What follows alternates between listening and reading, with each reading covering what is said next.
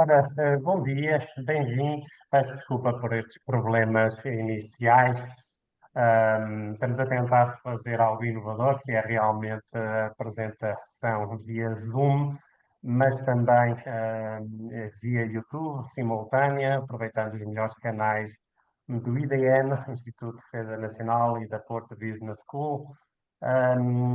Aproveitando exatamente o melhor que esta parceria IDN-PBS tem tido e que nos tem dado realmente um caminho, um projeto de grande sucesso. Hoje vamos ter aqui uma sessão particularmente interessante, que acaba por estar ligada e dentro do âmbito do curso de Risco Geopolítico e Estratégia para Executivos, que é desenvolvida pelas duas entidades em parceria. Decorre entre 20 de março e 11 de abril. E é um curso particularmente interessante que depois vamos deixar mais informação no chat. Para além disso, temos a decorrer também o barómetro do risco geopolítico para empresas, que te agradeço que percam 3 minutos, que não é mais de 3 minutos, para preencher, e é particularmente útil para nós para atingirmos resultados com amostras evidentes. Sobre a sessão de hoje, Europa em 2040, riscos e oportunidades.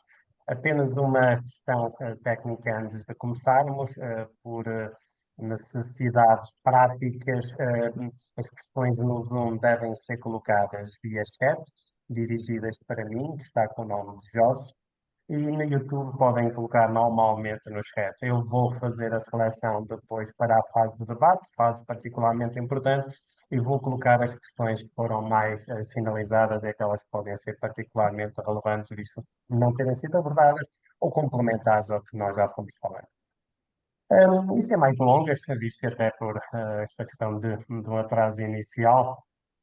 Hoje temos um tema particularmente interessante. De facto, é um tema em que a Europa, neste contexto, neste reajuste das placas tectónicas, do sistema político internacional, em que a própria potência, né, que é dirigente do antigo sistema unipolar, acaba por estar contra o sistema, e encontramos agora um sistema multipolar, em que a potência desafiante, a China, procura ganhar o seu espaço, as diversas potências regionais tentam preencher o espaço em branco, e a Europa, com o risco de ser designada potência herbívora, está um pouco com pouca relevância neste contexto. E é exatamente dentro disto que nós vamos analisar que cenários podemos esperar para o futuro, quais são os riscos de uma não autonomia estratégica da União Europeia, uma capacidade de ação estratégica da União Europeia, e quais são as oportunidades que poderemos realmente aproveitar para maximizar esta gestão do novo contexto. Para isso temos dois oradores extraordinários. O professor José Manuel Félix Ribeiro, que é licenciado em Economia, doutorado em Relações Internacionais pela Nova, investigador da Fundação Carlos Gulbenkian, entre outras e muitas relevantes funções, trabalhou na DPP, Departamento de Perspectiva e Planeamento, e é colaborador do IDN já desde 1986. Ele não gosta muito que eu diga isto, mas para mim é o pai da perspectiva em Portugal e é realmente alguém de referência desta área à latitude de conhecimento. E o professor Fernando Freire de Sousa, que é licenciado em Economia pela Faculdade de Economia da Universidade do Porto, e doutorado em Economia e Finanças Internacionais pela Sorbonne, doutorado pelas Universidades Portuguesas em Relações Económicas Internacionais pela Universidade do Porto e agregação pelo ISEG da Universidade Técnica.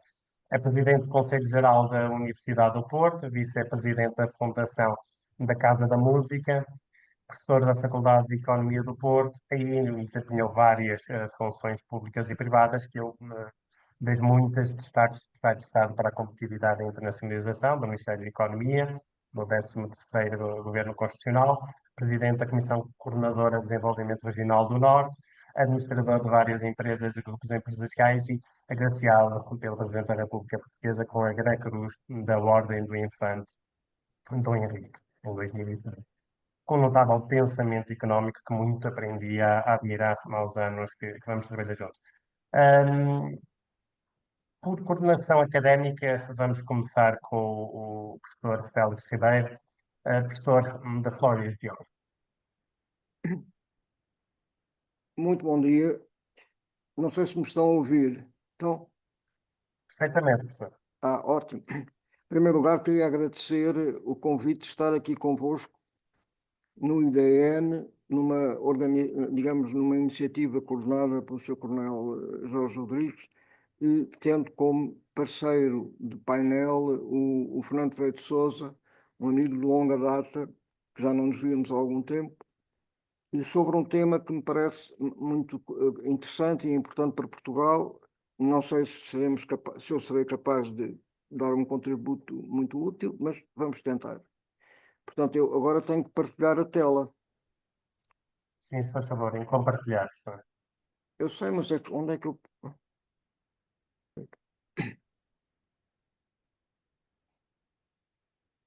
Então pode falar, pode falar. Não, o que eu estava a tentar dizer é que tentei organizar esta apresentação eh, com dois momentos. Um momento que eu indicaria como sendo os desafios, e em segundo lugar, se tivermos tempo, dois cenários possíveis de resposta da União Europeia a estes desafios. Eu considerei que a União Europeia é um processo em construção e, como tal, sendo uma construção, pensei organizar a intervenção em torno dos estaleiros em que a construção está a ser organizada. E, em certa medida, a maneira como a União Europeia conseguir concretizar os objetivos que apresentou para os diversos estaleiros que iremos referir, assim também o seu futuro será muito determinado. Eu, na parte dos cenários, optei por não fazer o enquadramento do sistema internacional, porque pronto, ultrapassava muito o tempo, e desse ponto de vista vou trabalhar sobre a União Europeia com base nas hipóteses que ela tem de cumprir ou não os seus objetivos de estaleiro. E desse ponto de vista há um espaço muito grande para discussão e para debate, que tem que ver com a maneira como a União Europeia pode reagir a uma mudança muito importante que está a dar-se no sistema internacional, que estamos a mudar estamos a mudar de fase. E, portanto, eu começaria por dizer que, relativamente à União Europeia, uma coisa muito importante tomar como base, como, digamos assim, elemento pré-determinado da cenarização, a demografia. A demografia, eu tentei, não sei se conseguimos ver o slide que tem isso. O primeiro, exatamente, é o primeiro, isso, exatamente.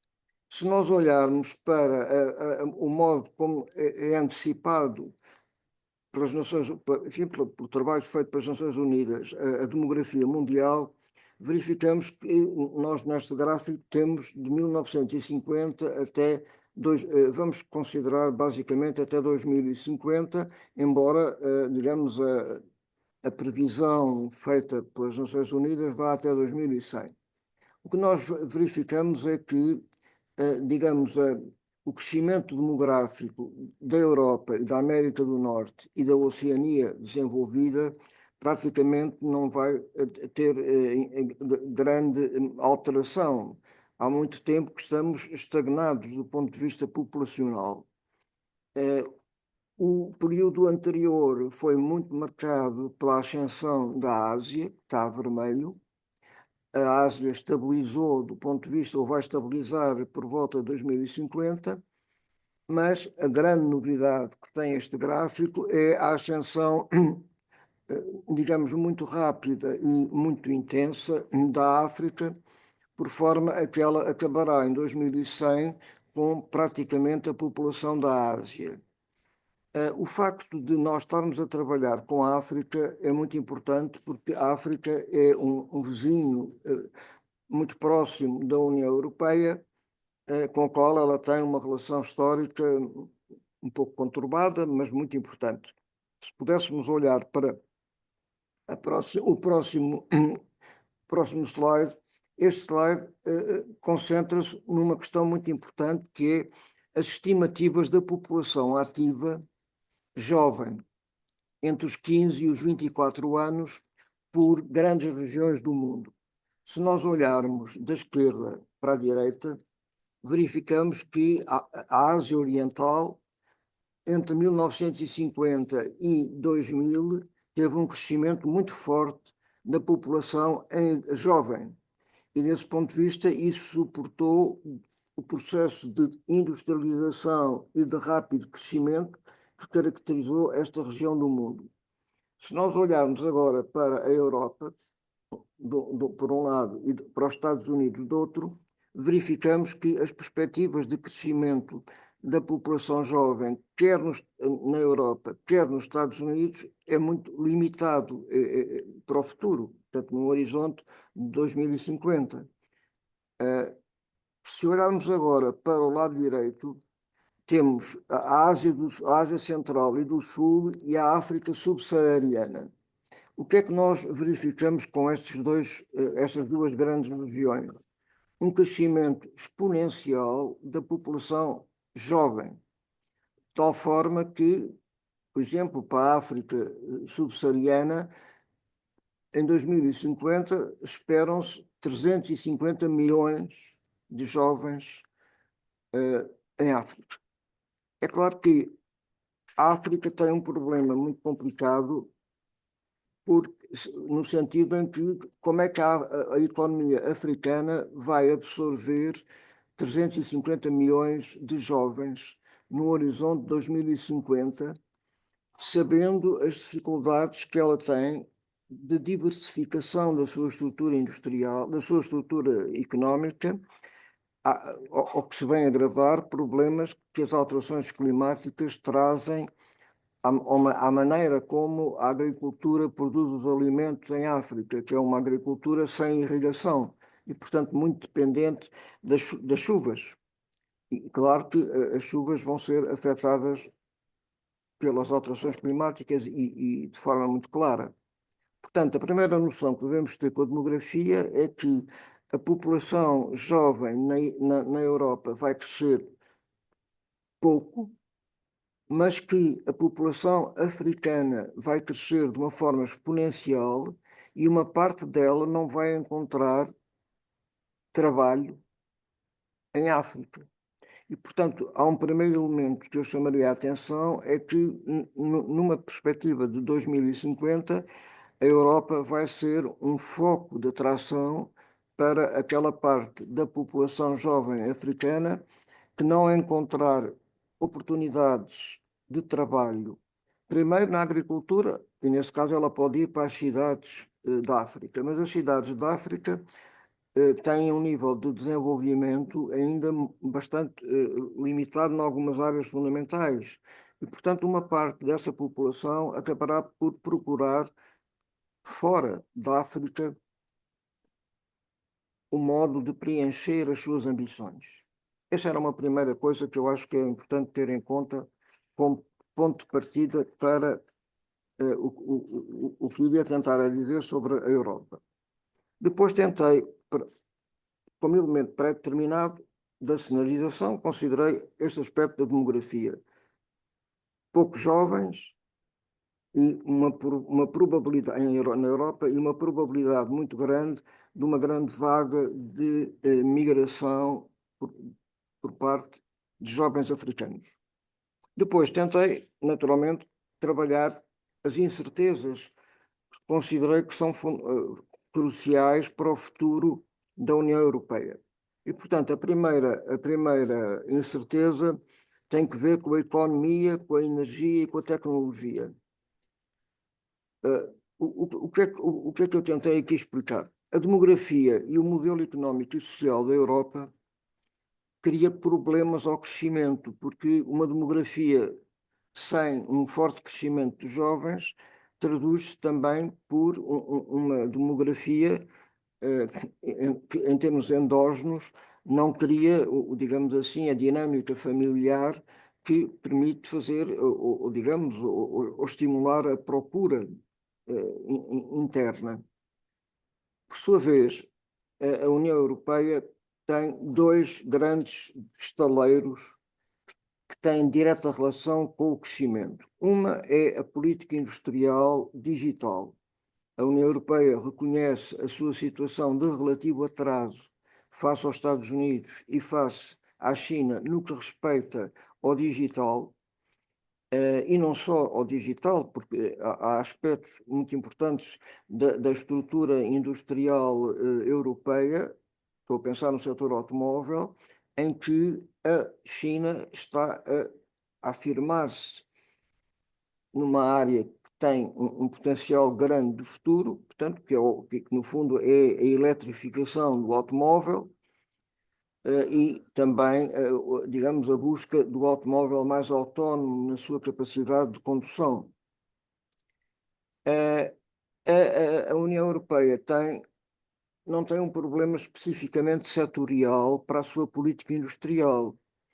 Quem lê o relatório Draghi tem uma noção do atraso, mas há uma coisa que é curioso referir, é que o digital mudou muita coisa. Com a criação do ciberespaço, nós temos uma nova forma da globalização. E dentro do ciberespaço, as empresas que mais crescem do ponto de vista, sobretudo, da sua valorização bolsista, são um tipo de empresas que não são setoriais, porque o que elas fazem é organizar um marketplace, ou seja, organizar um simulacro de mercado em que se encontram quem procura algo e quem tem capacidade de oferecer esse mesmo algo. Em muitos casos, essa relação é gratuita, o que torna muito mais atraente, digamos assim, a capacidade de atração destas empresas plataforma, que não existem na Europa, ou pelo menos não se dá muito por elas. E desse ponto de vista, a política industrial não é só um problema de setores, é um problema de tipo de empresas para o ciberespaço. Depois, ao mesmo tempo, a União Europeia, peço desculpa, a União Europeia tem uma política ambiental e energética que é muito exigente, porque na prática a União Europeia tem como objetivo ser a região do mundo que atinge em 2050 os objetivos, as metas definidas pelo Acordo de Paris de forma mais rápida. E desse ponto de vista, digamos, mudar a estrutura, mudar essa política ambiental tem consequências muito grandes no que respeita à mudança do sistema energético, não é? Sobretudo quando se pretende que a Europa seja um continente líder desta transição energética. E, portanto, estas duas políticas, a política industrial e a política energética, são fundamentais para o crescimento futuro da União Europeia, mas têm um impacto direto sobre o orçamento da União, porque digamos, a União vai passar a ter uma área que nunca tinha tido de uma forma organizada, que é uma política industrial. Tinha tradicionalmente, e tem ainda, a política agrícola, mas do ponto de vista da política industrial é uma novidade. A política energética também, a União Europeia tem uma tradição de lidar com a questão da energia, mas nunca se lhe foi colocado a ambição que agora tem e que vai naturalmente exigir, do ponto de vista do orçamento da União, uma comparticipação muito forte.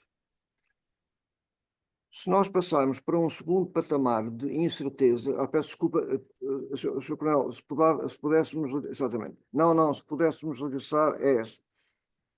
Depois há um segundo patamar, digamos assim, há um segundo estaleiro, além daquele que tem que ver com o crescimento e com a especialização internacional e que acabei de referir, a União Europeia tem dois grandes estaleiros. O estaleiro do alargamento a leste e sudeste, que envolve a possibilidade de integrar a Ucrânia, a Moldova, a Geórgia, que são antigos territórios da ex-União Soviética, e a Albânia, a Bósnia-Herzegovina, o Montenegro, a Macedónia do Norte e a Sérvia, que são aquela parte dos Balcãs que está por integrar dentro da União Europeia. Portanto, como nós podemos, obviamente, olhar para esta lista, verificamos que é uma lista que vai precisar de fundos muito importantes também do orçamento da União, porque todos estes países têm necessidades de grande investimento para poderem convergir a prazo, evidentemente, com a média da União Europeia. Mas, por outro lado, a União Europeia decidiu lançar-se num novo estaleiro, o estaleiro da defesa e da segurança, não tanto, e quando eu digo defesa e segurança, uma parte do que está em causa é como é que a União Europeia vai reforçar as suas indústrias da defesa. Portanto, há uma relação estreita entre os objetivos do estaleiro de defesa e segurança e do estaleiro político-industrial, porque a relacionar os dois estão o papel fundamental de expandir as indústrias da defesa, modernizá-las e integrar nelas coisas que elas hoje não têm, do ponto de vista do tipo de armamentos e do tipo de sistemas de defesa que vão ser, que já são e que vão ser cada vez mais decisivos nas guerras do futuro. Portanto, são dois patamares, é um segundo patamar de incertezas. Como é que ela vai responder a estes dois estaleiros? Depois temos uma terceira coisa, que eu agora pedi outra vez ao Sr. Coronel. Exatamente. A União Europeia depara-se com as prioridades de cooperação externa, não direi uma espécie de escolha, mas com dois grandes estaleiros pela frente. O estaleiro África, porque a África, pela sua proximidade, pela história da sua relação com a União Europeia e pela gravidade dos desafios que a África tem, em grande parte devido ao seu próprio crescimento demográfico, que também constitui obviamente, oportunidades para a África, e, por outro lado, a reconstrução da Ucrânia. A reconstrução da Ucrânia hoje não é muito clara, porque não se sabe ainda bem quais é que são as fronteiras da Ucrânia que daqui a 5 anos existirão, não é? E desse ponto de vista, digamos, a reconstrução da Ucrânia ainda demorará algum tempo a avançar. Nós hoje poderíamos acrescentar, e digo hoje, porque na prática basta olhar para Gaza para se perceber que a União Europeia vai ser também chamada à reconstrução de Gaza. Pronto, mas eu, nesta altura, quando fiz, Gaza ainda não era um estaleiro possível para a União Europeia. Portanto, o que eu estava a tentar dizer é que estes são um conjunto de 6 estaleiros em que a União Europeia, por escolha própria, decidiu centrar a sua atenção até 2040. E isso levanta um problema muito grande, porque, como tentamos ilustrar com esta figura, cada um destes 6 estaleiros precisa do orçamento da União. Precisa, digamos, do reforço do orçamento da União. Porque, digamos, atualmente, digamos, o orçamento da União é muito mais absorvido pela política agrícola, pela política de coesão, e pela política comercial e por tudo aquilo que ela envolve. A política do mercado único também, claro. E, portanto, a questão do orçamento da União vai se tornar numa questão decisiva para o futuro da União Europeia. E eu queria só mostrar, se fosse possível, Sr. Coronel, que quando olhamos sobretudo para, digamos, os 4 estaleiros que eu indiquei, alargamento a leste, defesa e segurança, África, cooperação e Ucrânia, reconstrução, e o seu impacto no orçamento, ela vai atingir o coração o núcleo central da União Europeia, ou seja, a relação franco-alemã. E isso é muito importante ter em conta. Se olharmos para o último slide que eu tentei dizer, no slide a seguir, que tem, podemos passar, isto que está aqui, se nós olharmos para o financiamento do orçamento da União Europeia em 2021, nós temos aqui um conjunto de barras que explicitam quem são os grandes contribuintes líquidos para o orçamento da União. E vamos olhar. O primeiro contribuinte líquido é a Alemanha. E tem aqui o valor que o seu contributo tinha em 2021. Mas a coisa mais extraordinária que acontece são os 3 países que se seguem. Porque as pessoas não ligam isto ao Brexit. Porque o Brexit fez sair o segundo maior contribuinte líquido do orçamento da União Europeia, que era o Reino Unido. E quem ficou a substituir, entre aspas, o Reino Unido são 3 países da Europa do Sul: França, Itália e Espanha. Países que, em períodos diferentes, se habituaram a ser beneficiários líquidos e não contribuintes líquidos. Beneficiários líquidos significa que recebiam mais do que contribuíam para a União Europeia. E, de repente, a seguir à Alemanha, a França, a Itália e a Espanha vão ser, digamos assim, os países que vão ter que contribuir mais para o orçamento da União. É claro que, além destes 3, a Holanda, por exemplo, a Holanda também digamos assim, tem um peso, tem um papel já com algum significado. O que é que eu tento dizer com isto? Os desafios que se colocam à União Europeia são, antes de mais, desafios que se colocam aos Estados-membros da União Europeia, nomeadamente na parte económica e na parte dos custos que vai ter a política industrial, a política energética, que são custos deles próprios.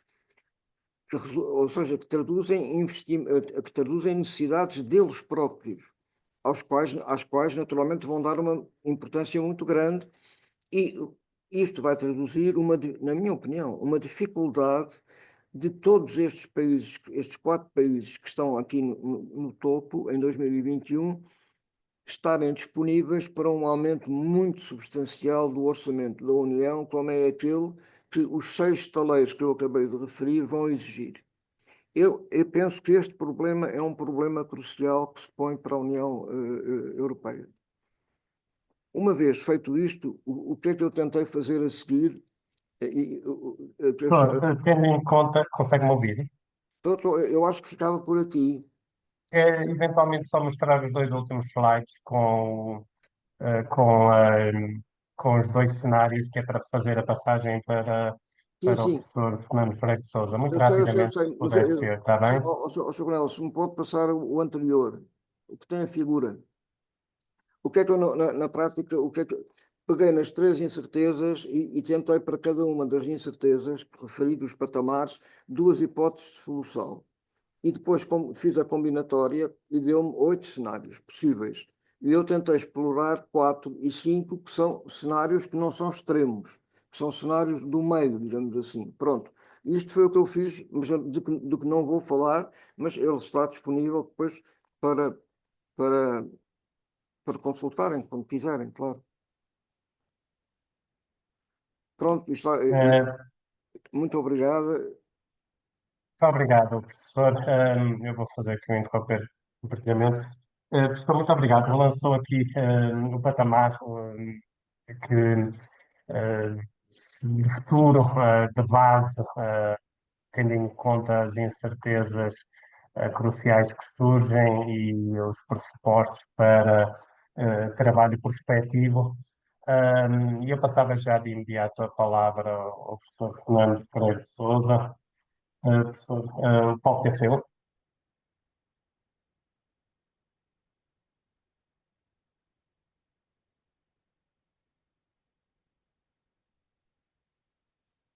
Estou, professor.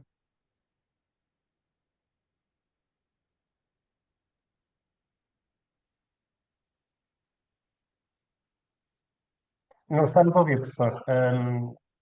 Não estamos a ouvir. Sim, Agora sim, eu agora sim. estou a tentar meter o meu documento aqui.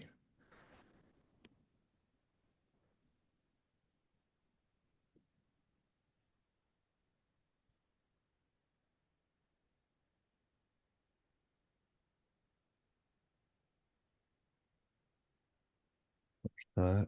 Eh, o compartilhar não está a funcionar. Somente um participante. Acho que ferramentas do anfitrião, será isto? Compartilhar tela.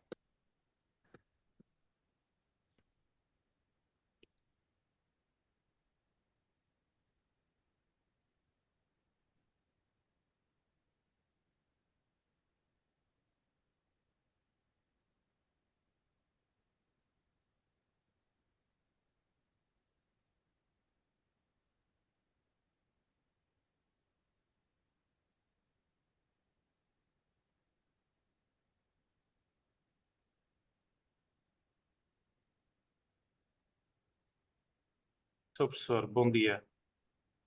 Por baixo tem uma opção que diz compartilhar com uma seta. Sim. Não sei se consegue identificar. Já está, sim. Pronto, carrega na seta, Sim. ok? Ou seja, carrega em cima mesmo e não aparece uma tela com as opções de documentos que tenha para compartilhar. Telas, documentos, avançado. Tem, mas como é que eu agora chego aos documentos? Já tem o seu PowerPoint já aberto no seu computador. No PowerPoint, ora, vamos lá ver. Tem que abrir primeiro, abre primeiro que é mais fácil.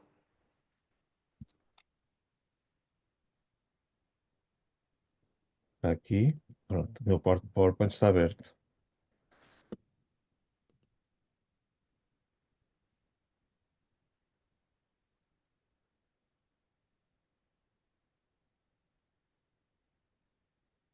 E agora?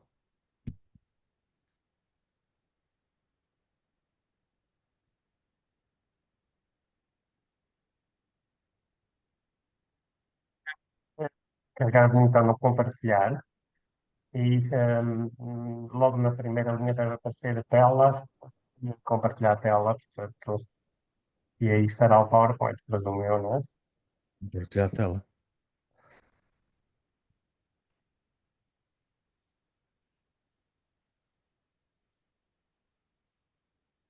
Compartilhar não lhe aparece o PowerPoint visível, portanto, Não, mas já abriu o PowerPoint, não é? está aberto, está aberto. Então vamos voltar, carregar na seta do compartilhar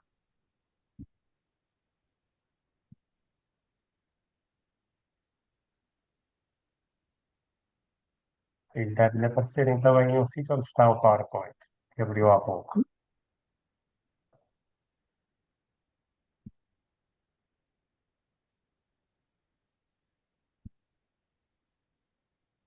Compartilhar.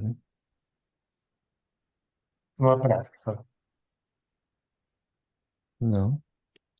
Compartilhar a tela. Outra vez. Estou a repetir o exercício.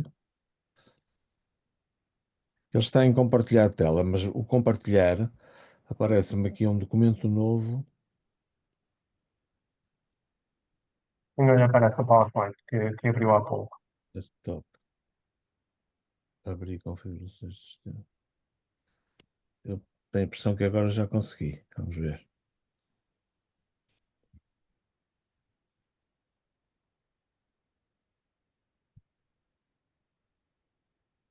Ainda não estamos a ver, professor.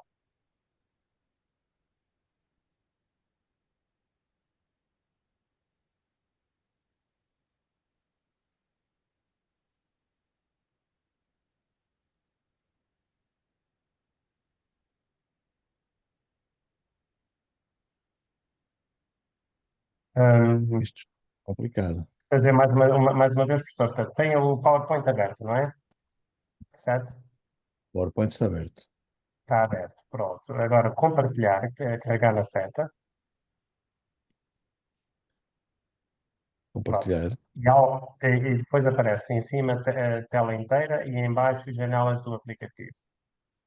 Não, a minha aparece janelas do aplicativo, sim. E aí não aparece o PowerPoint. Não.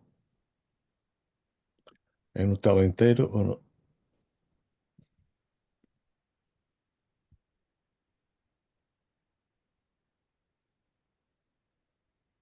Então, olha, professor, eu vou ter que sugestionar que se avance sem o PowerPoint, porque senão não vamos conseguir cumprir aqui o tempo. Já estamos um pouco em cima da hora. Peço desculpa, Sr. Coronel, não consegue, o Sr. Professor não consegue enviar o PowerPoint para mim, ou de maneira que a É, gente possa... é um bocadinho pesado, um bocadinho pesado que eu julgo que terá os slides. pronto, mas isto sem o PowerPoint também é complicado, não é? Porque É, então, olha, professora, se puder enviar então, envie-me, por favor, eu faço o mesmo que fiz eu para faço, o... faço um exercício meramente de oratória, eh, se, sem as imagens.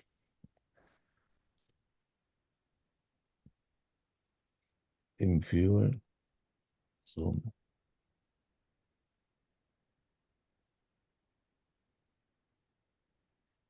Portanto, Sr. Professor, desculpe, o seu computador é Windows ou é um Macintosh? é um Mac, é um Mac.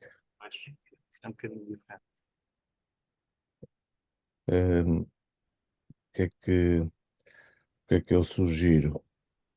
Uma vez que não conseguimos ir por aqui,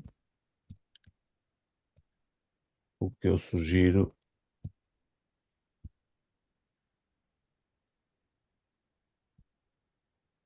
Mas talvez realmente aqui passarmos para uma, portanto, sem o slide, talvez seja melhor nesta fase, tendo em conta o tempo. Ahm, nesse caso, eu vou fazer uma intervenção genérica centrada no que tinha pensado, perdendo alguma coisa em qualidade, porque as imagens eram significativas. Mas não se preocupe eh, com a qualidade, que a qualidade do professor tem, portanto, não será por aí. As eh, imagens iriam ajudar, mas estou certo peço já que desculpa vai aos ser. pessoas que estão a assistir, mas enfim, não me parece que seja, pronto, estou muito habituado a fazer coisas destas, que seja necessariamente só um problema meu. Acho que é um problema de compatibilidades da, da gravação. Bom, mas de qualquer modo, fazendo uma intervenção de fundo, eu diria o seguinte: primeiro queria saudar e agradecer o convite, por um lado, sempre simpático do Sr. Tenente Coronel, e a presença do Zé Manuel Félix Ribeiro, que é, como ele disse, um amigo de longa data, e relativamente ao qual é sempre muito bom compartilhar ideias e, de alguma maneira, perceber o estado da arte daquilo que vai sendo o ponto em que se encontra o raciocínio dele nestas matérias de geopolítica. Em todo caso, e dado que o pai da perspectiva, como foi qualificado pelo Sr. Tenente-Coronel, é ele, o que eu tinha pensado fazer era mais centrar-me numa reflexão interna à Europa. E, provocatoriamente, a questão que eu colocava era um bocadinho a de saber, uma vez que nós tínhamos um título Europa 2040, riscos e oportunidades, saber até que ponto é que em 2040 haverá Europa, com ou sem aspas. Com ou sem aspas, no sentido de Europa, que é União Europeia, uma terminologia que tem a sua substância própria, mas que, de qualquer maneira, começa a ser difícil, por vezes, de qualificar para além daquilo que são as evidências. E, nesse contexto, eu dividi, digamos, a discussão sobre o estado da arte nessa Europa, que poderá ou não chegar a 2040, em três andamentos principais, que seriam: um, os primeiros 50 anos da Europa; outro, uma Europa em derrapagem posteriormente e outro, uma Europa inexistente ou a exigir um novo paradigma. E, portanto, aquilo que eu faço é, para cada um destes 3 pontos, os primeiros 50 anos, depois a derrapagem e depois os riscos de inexistência ou a necessidade de refletir sobre novos paradigmas, aquilo que eu faço é.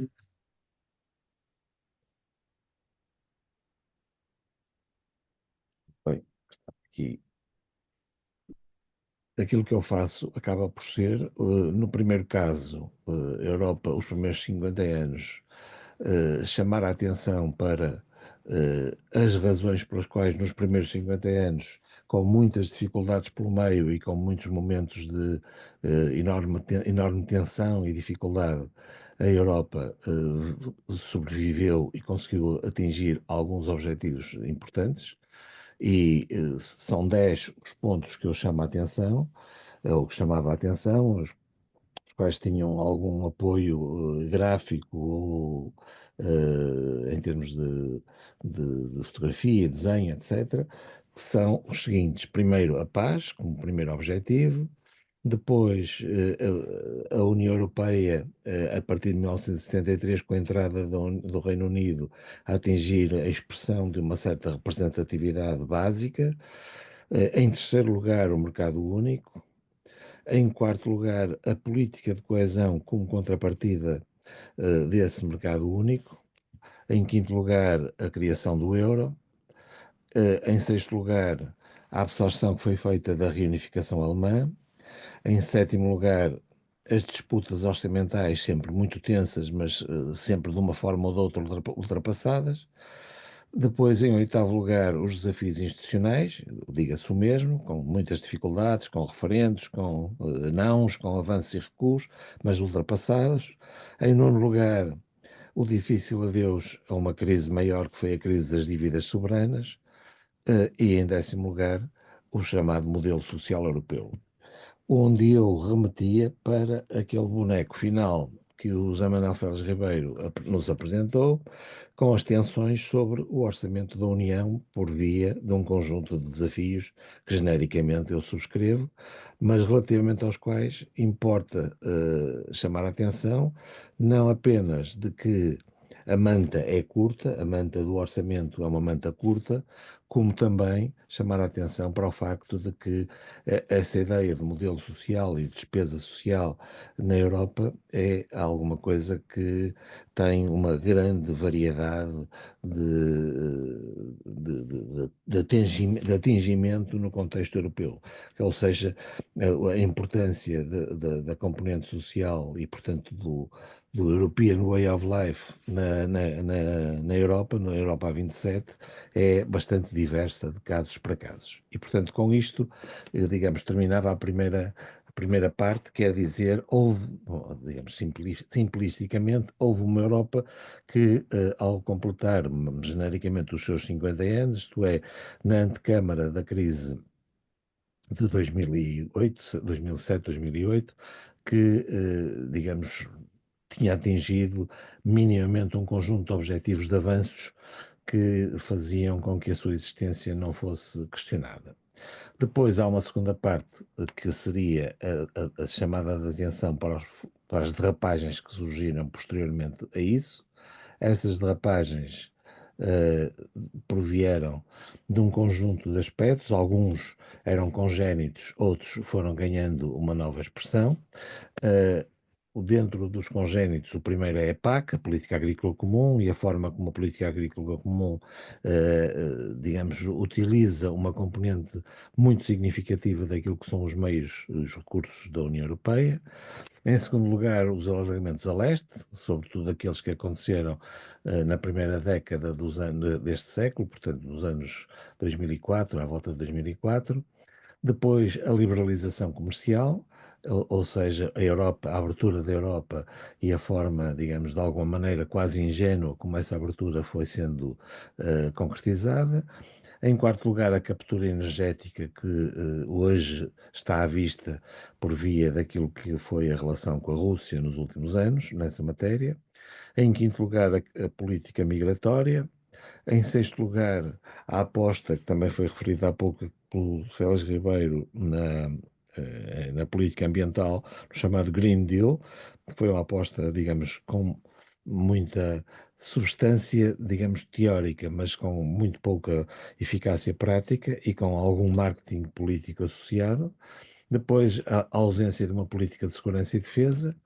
Depois, o reforço de alguns pecados originais, desde a burocracia até às formas de decidir alguns processos dentro da União. Em nono lugar, as limitações institucionais. E em décimo lugar, a própria classe política europeia e a forma como essa classe política foi tendo, digamos, uma degradação sucessiva ao longo dos anos. E, portanto, esse conjunto de componentes determinaram aquilo que eu chamei uma Europa em derrapagem. Mais recentemente, ou no momento atual, se quisermos dizer assim, detectava-se uma Europa a caminhar para a inexistência ou para a necessidade, digamos assim, de ser desafiada por possíveis novos paradigmas que fossem possíveis de equacionar. A chamada de atenção para isso vem de aspectos como a Europa alemã, a forma como a Europa alemã se impôs, sobretudo no período da grande crise das dívidas soberanas. Em segundo lugar, o Brexit, a saída do Reino Unido, que foi, digamos, um pilar negativo essencial para essa componente de inexistência. Há bocado isso foi mostrado com uma referência à componente orçamental. Em terceiro lugar, a persistência de lógicas austeritárias que se mantêm muito associadas à necessidade de reativar os déficits excessivos e algumas matérias dessa natureza. Em quarto lugar, a insistência nos alargamentos, nesses alargamentos a sul e a leste e a sudeste, que alguns deles são completamente impraticáveis e serão especialmente caros. Em quinto lugar, a percepção dos erros passados, a percepção dos erros passados que ficou muito evidente, por exemplo, na componente energética. Sobre isso chamava a atenção para um livro muito interessante de uma escritora francesa que escreve no Monde e no Financial Times, chamada Sylvie Kaufmann, e que escreve um livro sobre como é que Berlim e Paris deixaram a via livre, deixaram o caminho livre à Rússia. É muito interessante avaliar esse aspecto. Depois, em sexto lugar, a afirmação crescente dos populismos eurocéticos.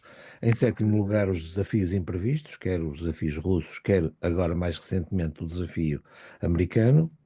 Em oitavo lugar, a Europa começar a ver-se sem nem o motor, nem o eixo, nem o motor alemão, dada a crise em que se encontra a Alemanha, nem o eixo franco-alemão, dado que a França e a Alemanha, por um lado, divergem crescentemente e, por outro lado, a França está num estado de incapacidade a esse nível bastante relevante. Em nono lugar, a ausência de uma estratégia. E em décimo lugar, as tentativas um bocado pífias de se falar de uma Europa em mutação através da ideia da autonomia estratégica que vai sendo equacionada e que nos leva ou nos levaria digamos, a avaliar que a Europa, com este conjunto de evoluções, começa, enquanto tal, a não ser capaz a Europa começa a não ser capaz de agarrar ou de amarrar todo o conjunto de desafios que se lhe colocam. E daí a minha ideia de que vale a pena questionar não tanto o facto em si, necessariamente, em todas as suas acessões, de se haverá ou não uma Europa em 2040, mas sim em que sentido é que há caminhos em pensar fora da caixa, forçar uma espécie quase de corte epistemológico com esta ideia da Europa e perceber-se se, como dizia há dias num artigo no Público, o António Barreto, se vivemos o fim da Europa, não sabemos se vivemos ou não, mas tanto é possível que esta renasça como se transforme, e esta fase de metamorfose é particularmente dolorosa e arriscada, com um conjunto de elementos que vamos observando ao longo destes últimos anos e dos tempos mais recentes.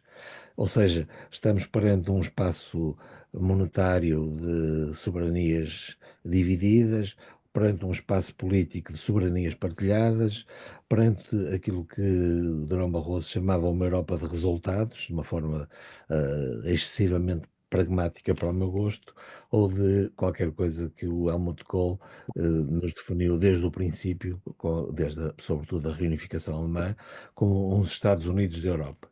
A esse nível, vale a pena voltar a ver os cenários que eram colocados no âmbito do futuro da Europa, do livro branco sobre o futuro da Europa, e em particular a ideia de que vale a pena pensar se estamos aqui para fazer menos mais eficientemente, fazer mais juntos, fazer muito mais juntos, ou pura e simplesmente aqueles que querem fazer mais poderem avançar por si só.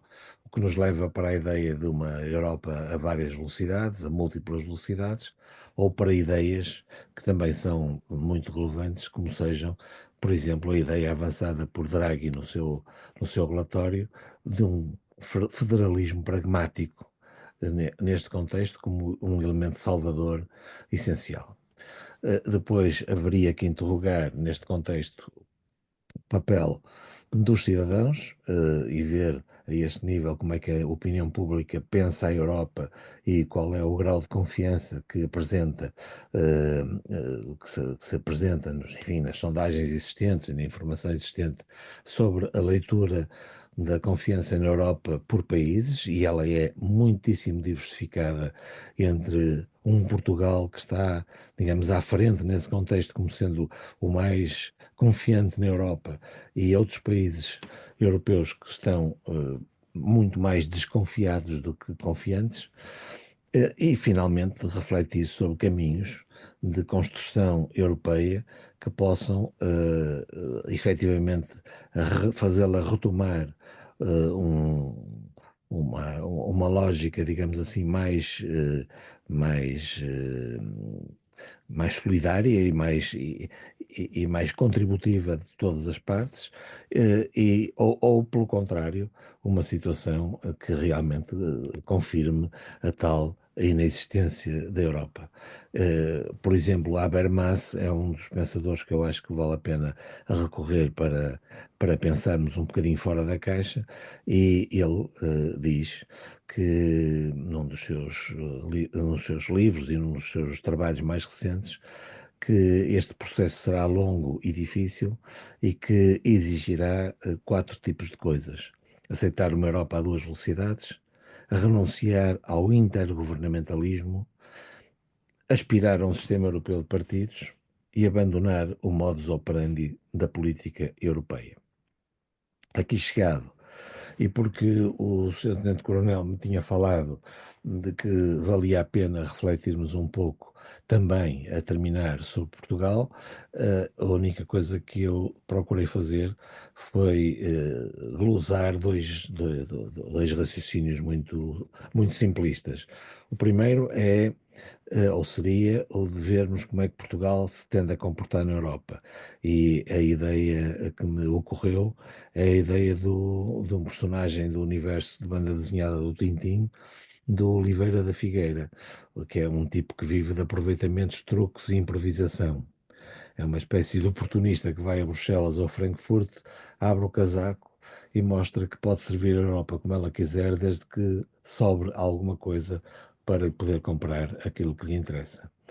Neste contexto, vale a pena refletir sobre se os fundos europeus não estão a ter um papel desviante na sociedade portuguesa relativamente àquilo que a participação na Europa poderia e deveria ser, e neste contexto chamar a atenção para, e com isso terminar, para um conjunto de outras dificuldades que existem na nossa realidade, sejam elas as demográficas, sejam elas as centralistas, sejam elas as institucionais, ou sejam elas as de aspectos culturais e características culturais da nossa sociedade, para concluir dizendo que deixamos de pensar de facto o país e o seu modelo de desenvolvimento e que não podemos continuar num processo deste tipo de deixar andar e que enquanto houver dinheiros europeus que não nos obriguem a pensar demais, estaremos, ou aparentemente,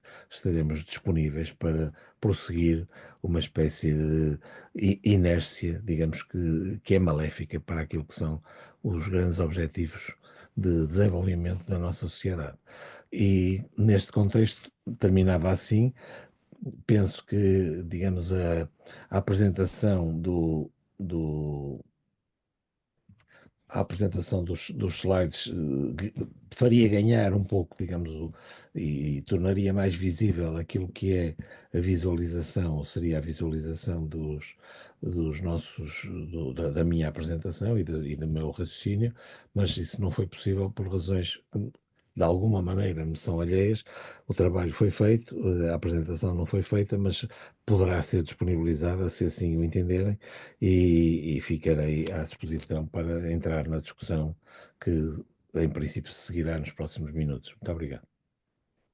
Obrigado, professor. Foi realmente um conteúdo muito, muito relevante. Levantou aqui algumas questões particularmente pertinentes, muito consolidadas, como sempre, e como é seu hábito.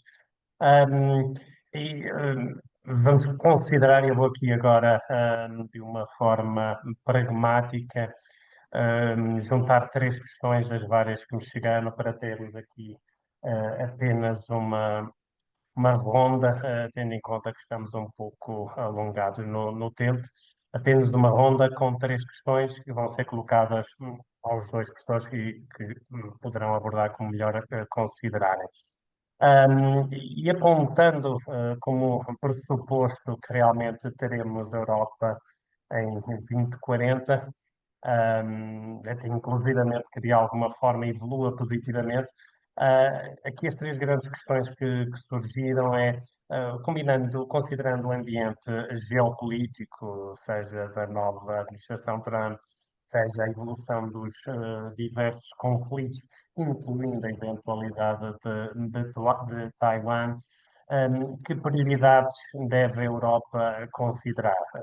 E eu faço aqui uma adição, portanto, umas prioridades, mas naturalmente duas, três prioridades será esse o grande objetivo da questão. Depois também, quais as melhores oportunidades, quais os setores que a Europa se deverá concentrar, um pouco em linha com o que já vinha da primeira questão. E, por fim, dentro do âmbito de autonomia estratégica que a Europa poderá considerar, deve a Europa ligar-se de forma autónoma com a China, não individualmente, como acabou de fazer agora a Espanha e como em algum momento a França e a Alemanha já foram fazendo também no passado, mas como uma entidade única, mas seja como for, defendendo os seus interesses e não tanto os dos Estados Unidos. Deixo estas três questões e se calhar começaríamos exatamente por si, professor Fernando Freire de Sousa. Bom, eu acho que algumas das questões ganhariam ou ganharão em serem respondidas pelo José Manuel Félix Ribeiro, mas eu tenderia a escolher dentro das questões que colocam uma ligação entre a primeira questão e a última questão. Ou seja, no fundo, daquilo que é a minha reflexão e que resulta da minha reflexão para efeitos práticos, digamos assim, desta nossa conversa, aquilo que eu diria é que esta ideia de uma autonomia estratégica da Europa enquanto tal, e aquilo que o Sr. Tenente Coronel acabou de referir, foi o passo específico que foi dado pela Espanha. Aquilo que resulta da autonomia estratégica é qualquer coisa de impensável no contexto da forma da forma que vai assumindo, digamos assim, a liderança política e a liderança e a articulação política entre Estados a nível da Europa. Ou seja, há como que uma aparência de existência de um bloco, mas esse bloco, essa aparência é subsumida, é de alguma maneira ultrapassada por aquilo que são os interesses nacionais, e esses interesses nacionais dominam sobre os interesses conjuntos, portanto, a ideia do bloco com autonomia estratégica é uma ideia que me parece impraticável nas atuais circunstâncias, ainda por cima, com algumas tendências que vamos assistindo, como por exemplo a evolução cada vez mais para opções políticas nacionalistas no contexto europeu. Isso tem vindo a ser verificado, com exceção positiva da Polónia, que foi ao contrário. Em todos os outros casos de eleições recentes, temos vindo a assistir digamos, as previsões do próximo futuro vão também nesse sentido.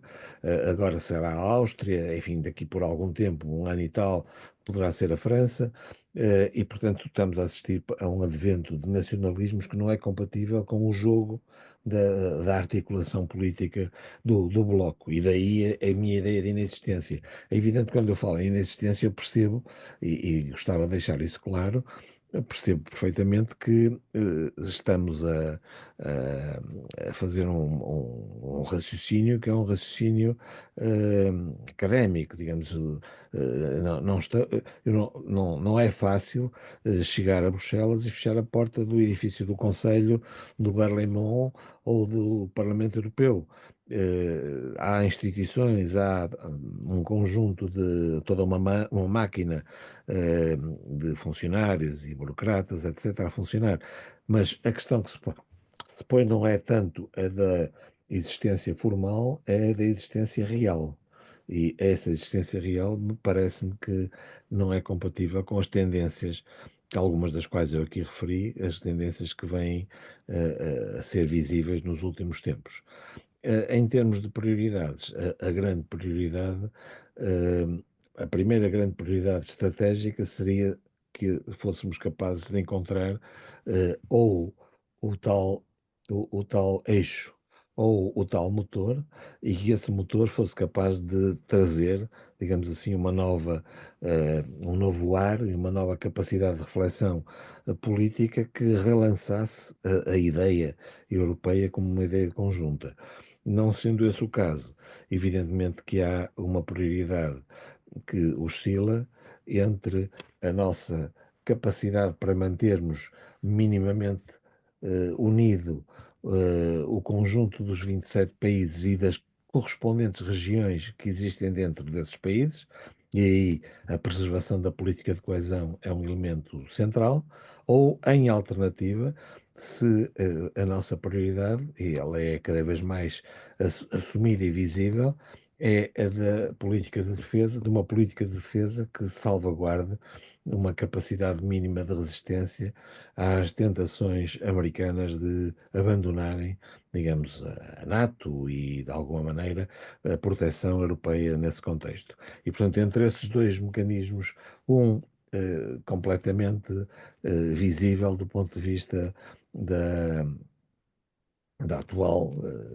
discussão na opinião pública da política de segurança e defesa, e outro menos visível, mas é o de fazer a política de coesão pagar, digamos, as necessidades orçamentais, a que aqui também foram aludidas pelo José Manuel Félix Ribeiro. É dentro desse contexto que é preciso definir as prioridades. Aquilo que para mim seria importante seria garantidamente de que a Europa não perdesse, ou que, digamos, esta ideia da Europa não se perdesse num mar de guerra e incapacidade de sustentação de um conjunto de regiões que estão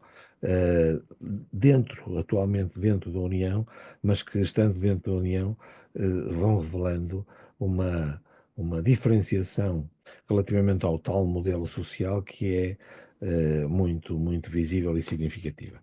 E, portanto, não é fácil apontar prioridades, é fácil apontar quase balizas dessas prioridades, e as balizas, do meu ponto de vista, estariam dentro destes dois contextos, mas aí o boneco, passa a expressão, a infografia que foi apresentada pelo Félix Ribeiro é completamente sintomática e fala bem daquilo que são as, as grandes, as grandes questões em presença e a forma como elas podem ou devem ser postas em confronto umas relativamente às outras.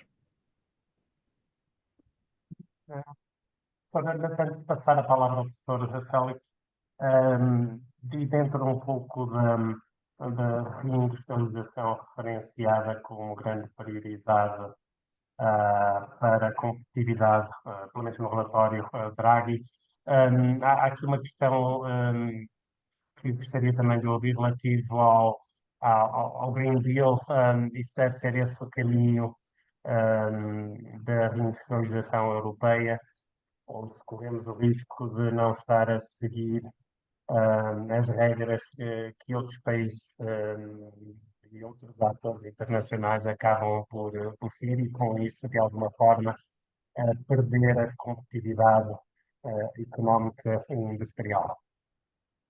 É uma pergunta, não é uma afirmação. Não estou a transmitir a minha opinião, natural. Eu só gostava de fazer uma primeira observação a partir das três fases que o Fernando Freire de Sousa apresentou e que eu acho que são claríssimas, as três fases da construção europeia. Eu chamaria a atenção para uma coisa que normalmente as pessoas não ligam nenhuma, é que a integração europeia é um processo que teve um eixo fundamental, o eixo entre os Estados Unidos e o Vaticano. Se nós pensarmos num primeiro momento, quando estamos, digamos assim, nos anos 50 e, portanto, com o risco da União Soviética se expandir para dentro da Europa Ocidental, quer os Estados Unidos, quer o Vaticano, decidiram fazer, digamos, convergiram no sentido de dizer é importante, fundamental, integrar a Europa, integrar a Alemanha, e o contributo fundamental que o Vaticano deu a esse período foi a formatação do sistema partidário europeu com o aparecimento das democracias cristãs. As democracias cristãs já não foram partidos católicos, foram democracias cristãs abrangendo católicos e protestantes, fundamentais sobretudo para a Alemanha, digamos assim, para dar um outro quadro partidário que sucedesse ao nazismo. E essa contribuição do Vaticano é sempre subterrânea, digamos assim, não é visível, mas foi uma grande convergência. O segundo momento é a seguir à Guerra Fria, quando acaba a Guerra Fria e a União, quer dizer, o processo de colapso da União Soviética teve uma parceria entre os Estados Unidos, com a administração Reagan, e o Vaticano.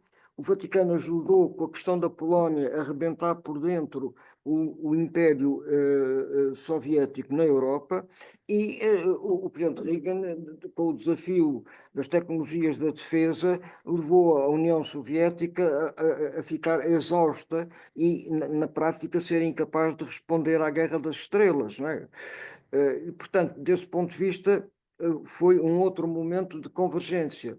O terceiro momento de convergência é a convergência no alargamento da União Europeia, ou seja, é muito curioso que, uma vez terminada a Guerra Fria, a proposta que os americanos fazem à Europa é: vamos utilizar as instituições que nos foram muito úteis na Guerra Fria, a União Europeia e a NATO, e vamos procurar integrar os países da Europa de Leste nessa estrutura. E, desse ponto de vista, podemos dizer que, mais uma vez, a Polónia foi muito importante, e ainda é, e digamos assim, foi outra convergência importante entre os Estados Unidos e o Vaticano. Agora, a questão que se coloca é: está bem, mas o que é que este senhor, o que é que a gente tem a ver com a situação atual? eu chamo a atenção para duas opiniões que Sua Santidade, o Papa Francisco, deu. Não nos podemos esquecer que o Papa Francisco é jesuíta, o que significa que pertence digamos, pertence a uma organização de combate da Igreja e das estruturas mais capazes de pensar a atualidade pelo conhecimento e pelo investimento no conhecimento que os jesuítas fazem, não é? E eu diria o seguinte: uma observação que o Papa Francisco fez a certa altura, quando lhe perguntaram como é que estavam as relações dele com a Rússia. E ele disse, não, eu tenho conversado várias vezes com o embaixador da Rússia aqui, portanto, aqui em Roma, e mantenho esse canal de contacto aberto. E depois perguntaram-lhe, desculpem eu estar a falar de uma coisa, não ser capaz de dar os termos exatos da posição do Papa Francisco. Mas a essa altura, o mesmo entrevistador perguntou-lhe, então, e contactos com o presidente Putin? E ele disse, não tenho tido recentemente esses contactos, mas há uma coisa que eu gostava de dizer, o presidente Putin é um homem muito culto. Pronto. Depois, antes de ontem, Sua Santidade veio dizer o seguinte, é importante que o Holocausto, tal como aconteceu, e de genocídio dos judeus, seja relembrado e temos que combater em conjunto o antissemitismo, o que na prática é uma atuação no sentido de abrir um diálogo com Israel, não é? Portanto, na minha opinião, o Vaticano quer um diálogo com a Rússia e quer um diálogo com Israel. E aí, por estranho que pareça, a presidência Trump encontrará um parceiro dos mais credíveis que é possível para tentar fazer uma aproximação mais correta possível a esses dois grandes conflitos, a Ucrânia e o Médio Oriente.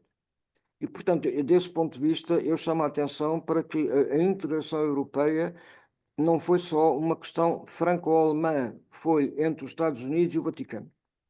A segunda coisa que eu gostava, só para terminar, é dizer o seguinte: a União Europeia, neste momento, o novo nome da globalização é ciberespaço. Os grandes construtores do ciberespaço são as empresas plataforma americanas. A Europa não tem empresas plataforma, tem alguns setores até, e alguns dos setores que suportam as tecnologias de informação, ela é fraca.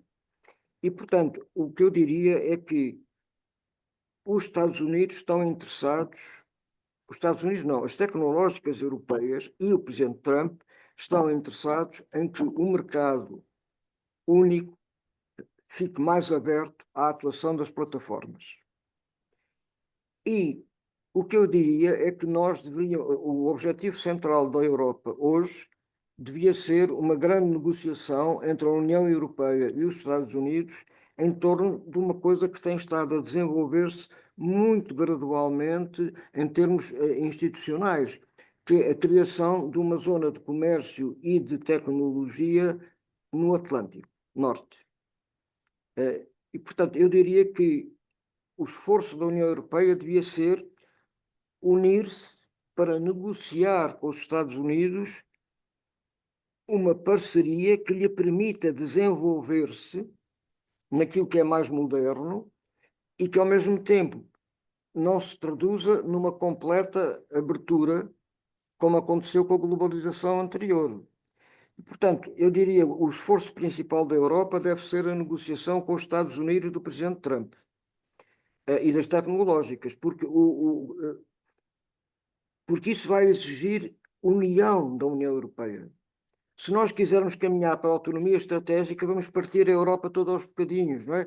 Porque o conceito de autonomia estratégica parte a Europa, porque porque significa, na prática, a autonomia estratégica para muitos significa ter autonomia face aos Estados Unidos para lidar com as questões do mundo de hoje, do novo paradigma. Eu acho, como aliás penso, não posso estar mais de acordo com o Fernando Ferreira de Sousa, que a ideia da autonomia estratégica, antes de levar a qualquer discussão séria, tem que se perceber que é, antes de mais, uma coisa improvável, não é? Porque não há uma autonomia estratégica, há várias maneiras de pensar a autonomia estratégica. E já não existe dentro da União Europeia o Reino Unido. Porque só para terminar, o Reino Unido tinha uma função muito importante na União Europeia, além do papel no orçamento.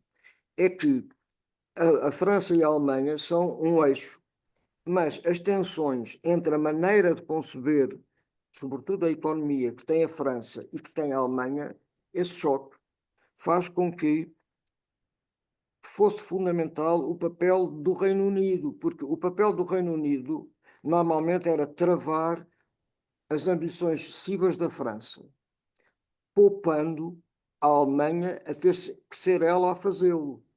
A partir do momento em que o Reino Unido saiu da União Europeia, a Alemanha defronta-se com um problema muito complicado, que é como é que eu posso gerir a minha diferença face à França. E desse ponto de vista, pronto, eu acho que é muito complicado o que estamos a dizer. O problema que tem o relatório Draghi, para além de não referir a importância do ciberespaço, a importância das empresas plataforma e as empresas, digamos assim, digamos, e fazer avançar uma solução que não seja de centralização, no fundo o que o relatório Draghi diz é nós temos poucos recursos, temos que centralizar a sua gestão, centralizar no topo da União Europeia, no topo da União Europeia, e temos que fazer escolhas, não é? E eu não sei se é possível chegar a um acordo sobre uma nova especialização da Europa, não é? Porque o problema que hoje se coloca é que mesmo os setores mais fortes da economia alemã, que é o automóvel, estão intensamente, estou a dizer, estão a ser atingidos pela China, do ponto de vista do automóvel elétrico, e vão ser afetados pelos Estados Unidos com o automóvel de condução autónoma, não é? E, desse ponto de vista, já não estamos na questão do digital, estamos na questão de como fazer sobreviver o principal setor industrial da Alemanha, porque esse setor mexe com o resto da Alemanha, mexe com as máquinas ferramentas, mexe com os materiais, mexe com a eletrónica. Portanto, o que eu estou a dizer é que acho que a melhor coisa que tínhamos a fazer era fazer uma abordagem conjunta a uma estratégia para o Atlântico Norte com os americanos. Pronto. Obrigado, professor. E então, a questão que eu tinha levantado ao professor Fernando Freire de Sousa, só para terminar, então, relativamente à prioridade europeia relativamente ao Green Deal, como transformar a Europa como uma potência ah, da nova energia, da energia limpa, e a forma como iria afetar a competitividade a nível global. Bom, muito obrigado. Eu, eu gostava de dizer três coisas telegráficas sobre essa questão e a discussão que estamos a ter. A primeira é de que, estando totalmente de acordo com a definição de prioridade que o Zé Manuel colocou em cima da mesa há momentos, aquilo que eu quis dizer foi que falta-me, enfim, na leitura que eu faço das coisas, falta-me saber quem é que é o interlocutor, quem é que pode ser o agente, para quem é que estamos a falar. Quando dizemos a Europa devia fazer uma parceria no sentido do Atlântico Norte, eh, a Europa é quem? A quem é que estamos a dizer devia fazer? Estamos a dizer à senhora Ursula von der Leyen, estamos a dizer ao António Costa, estamos a dizer ao primeiro-ministro francês ou ao primeiro-ministro alemão, ou Quer dizer, a minha dificuldade não é tanto a do raciocínio estratégico que está subjacente, com a qual concordo, é a de saber se há algum interlocutor para receber essa mensagem. Para receber e ser capaz de a implementar e de a pôr, em Quem prática. atende o telefone na Europa, não é, professor? Como? Quem atende o telefone na Europa? Velha Pois. questão que já foi levantada bem em Washington há uns anos. Em relação à questão do Green Deal, o que me parece é que o Green Deal foi uma jogada de marketing político, independentemente do bem fundado que possa existir subjacente à ideia das energias limpas, à necessidade das renováveis, à ultrapassagem das energias fósseis, etc. Já não vamos discutir o nuclear, que é uma coisa que seria seguramente mais polémica, mas acabou por ser tratada no contexto da taxonomia europeia, acabou por ser tratada como uma energia limpa, não é?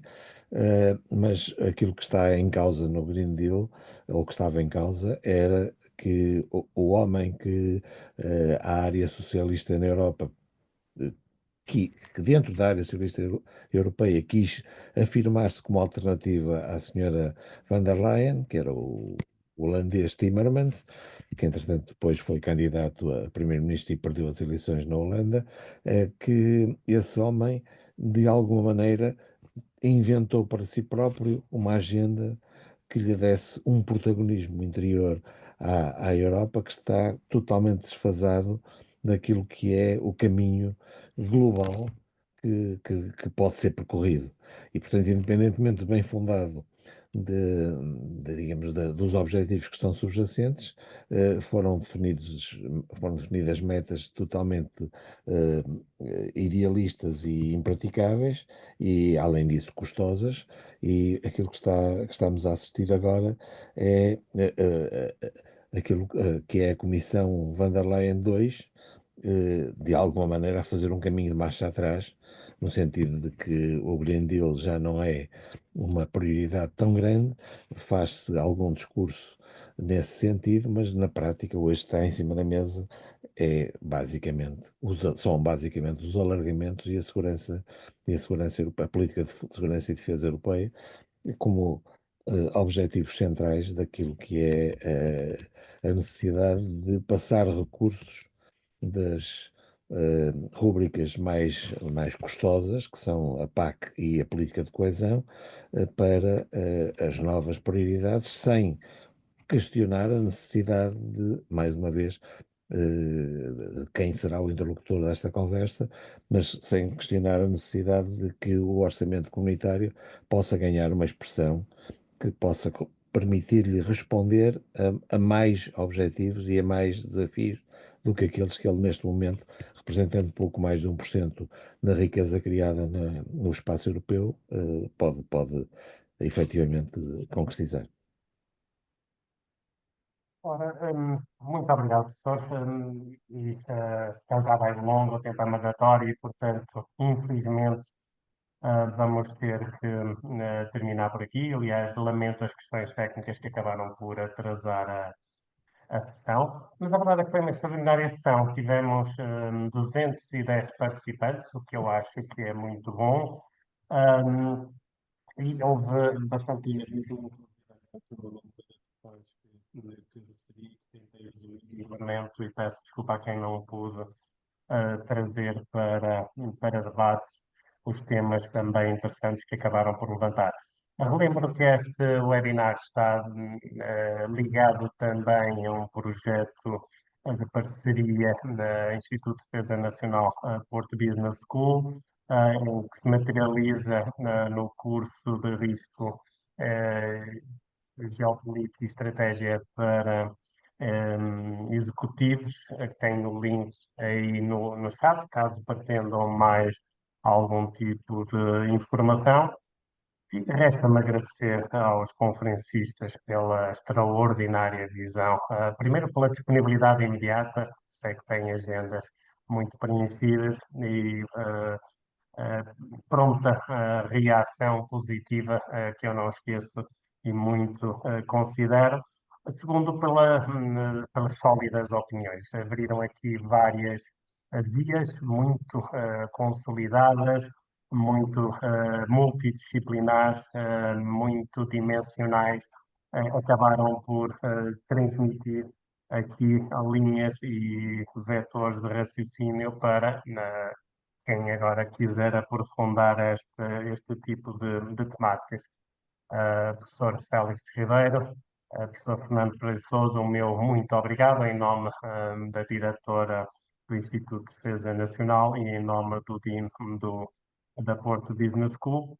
E termino, obviamente, tudo isto é feito para vocês, auditores e alumni do IDN e da Porto Business School e todos mais que se juntaram a esta comunidade.